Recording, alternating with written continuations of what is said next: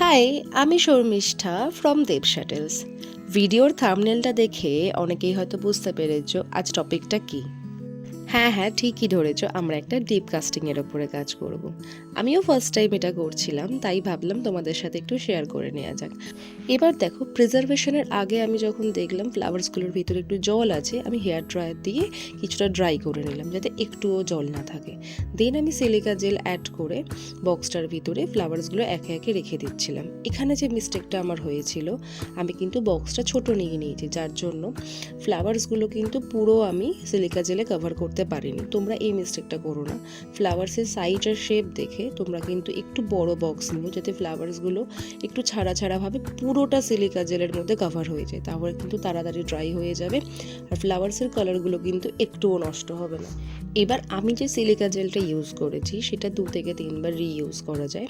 তোমরা যেখান থেকে কিনবে সেখান থেকে ভালো করে জেনে নেবে সিলিকা জেলটা আমরা কতবার ইউজ করতে পারবো ড্রাই করার জন্য। এবার এখানে দেখো, আমি একটা রাউন্ড মোল্ড নিয়ে নিয়েছিলাম, এটার সাইজ ছিল 8 ইঞ্চ। এর মধ্যে কিছু পার্ল অ্যাড করে আমি 3:1 রেশিওর যে রেজিনটা হয় সেটা আমি দিয়ে দিয়েছিলাম। এই রেজিন মিক্সারের ভিডিওগুলো আমি আর এখানে অ্যাড করলাম না, আমার আগের লং ভিডিওগুলো তোমরা দেখে নিতে পারো, সেখানে এই ডিফারেন্সটা তোমরা বুঝতে পারবে 3:1 আর 2:1 এর ডিফারেন্সটা কি। একটা জিনিস মাথায় রাখবে, রেজিনটা পোর করার আগে যে স্টেপ বাই স্টেপ কিন্তু করতে হবে, একবারে কিন্তু পুরোটা কভার করলে হবে না। এখানে কিন্তু আমার 10 থেকে 15 দিন বা তার বেশি টাইম লাগতে পারে। ফার্স্ট লেয়ারটা পুরোপুরি ড্রাই হওয়ার পর কিন্তু আমরা সেকেন্ড লেয়ার অ্যাড করব, দেন সেইভাবেই নেক্সট লেয়ারগুলো হতে থাকবে। আগেই বলেছি এটা আমার ফার্স্ট টাইম ছিল, সেই জন্য আমি নিজের কিছু ফ্লাওয়ার্সের ওপর এক্সপেরিমেন্ট করছিলাম, আমি অন্য কারোর কোনো মেমোরি নষ্ট করতে চাইনি। তো ফার্স্টতে যে ভুলটা আমি করেছিলাম, অনেকটা রেজিন একসাথে পোর করে নিয়ে আমি এমডিএফ দিয়ে কভার করে দিয়েছিলাম। তো সেটা তোমরা করো না, কারণ এতে রেজিনটা হিটেন আপ হয়ে গিয়ে কিন্তু পুরো মোল্ড আর রেজিন পুরোটাই নষ্ট হয়ে যেতে পারে।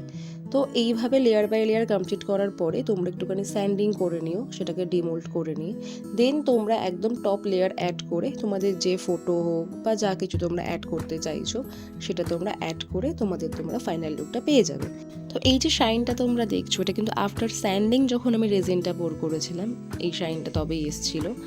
আর আশা করছি তোমরা আমার ভিডিওটা থেকে বুঝতে পেরেছো কী কী ডুজ অ্যান্ড ডোন্টস। আমিও নেক্সট টাইম ফলো করব এই জিনিসগুলো। আর রেজিনের কাজ আমি বেশ অনেকদিন ধরেই করছি, বাট এই ফার্স্ট টাইম আমার সাথে হয়েছিল যে রেজিনটা মিক্সড করতে করতে হার্ড হয়ে গিয়েছিল, কেন জানি না। তো এটা অনেকের সাথেই হয় আমি দেখেছি, তো আমার সাথে ফার্স্ট টাইম হয়েছিল। তোমরা এর ফাইনাল লুকটা থেকে আমাকে জানিও তোমাদের কেমন লাগছে। যদি ভালো লাগে অবশ্যই লাইক কমেন্ট শেয়ার করে দিও।